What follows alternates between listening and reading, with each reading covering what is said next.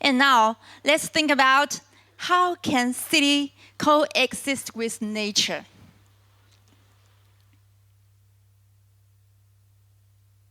Now, Jasper from 6A shares ThinkPost Green Transformation.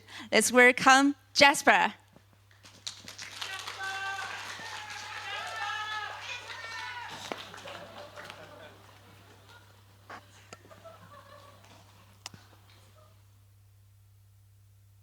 This is Dujiazui, a metropolis landmark with the most glamorous skyscrapers, so prosperous and eye-dazzling. However, did you realize that glass skyscrapers require 40% more energy than non-glass buildings?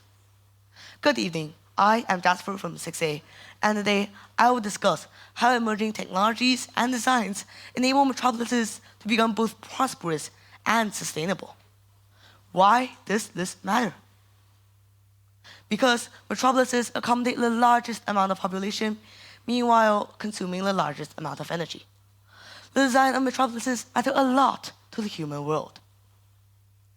Metropolises often face many environmental challenges. One of them is the heat island effect, where summer temperatures could reach 5 degrees higher than in the suburbs. Glass buildings are unable to serve internal temperatures, requiring for excessive AC use and discharging hot exhaust into the already warm air, creating a vicious cycle. However, sustainability never comes in an easy way, although we talk about it so often.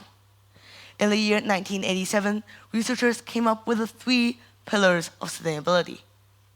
According to this model, sustainable development can only be achieved when environmental protection, social equity, and economic profitability coexist with each other without one area taking over any of the others. The reality is, they often do. To achieve a balance of all 3 elements almost seems like mission impossible. And this is exactly why some of the best practices stand so precious and so inspiring. A few months ago, I visited Singapore and was seriously impressed by an area called Clarke Quay. Clarke Quay was a historical riverside wharf. As water traffic was rerouted away, it soon entered a period of decline. And after 10 years of deterioration, the government decided to redevelop it with a holistic sustainability goal in mind. As we all know, Singapore is hot all year round. So if we build another fully enclosed mall with heavy AC usage, it just wouldn't make sense. How to utilize the open space and meanwhile maintain comfortable temperatures? Here comes an angelic solution.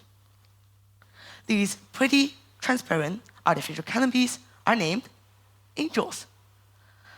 They are made from ETFE membrane, an affordable, recyclable, and replaceable material. As the name suggests, they beautifully line up the major boulevards and avenues, provide shade to pedestrians, and enable ventilation of natural cool air.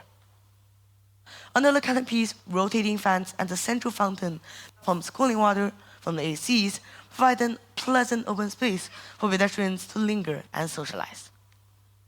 Clarke Quay was a massive success, attracting thousands of tourists and locals alike each year to visit.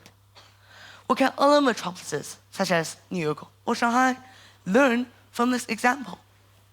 I believe that new design, new technology, and new materials will continue to emerge in the near future. However, it's not just only the job of architects, designers, and engineers.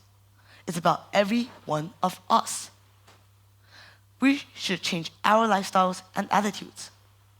What about slightly adjusting the AC temperatures closer to the outside temperatures? It seems a bit sarcastic to me that Singapore has the lowest indoor temperatures I have ever experienced while trying so hard to be sustainable. To change people's practices is certainly another big challenge. In conclusion, it is possible for a metropolis to create economic systems that support long-term growth, meanwhile emphasizing justice, social equity, and the well-being of communities, and of course, preserving natural resources. Although the goal sounds grand and remote, it's not just only others' responsibility. In our everyday routines, we should change our behavior taking one action at a time. Achieving the 3 pillars of sustainability is difficult. So it requires not only our intelligence, but our perseverance and our determination. And I believe, as long as we strive towards a common goal, towards a greener future, step by step, we can make the earth a better place. Thank you.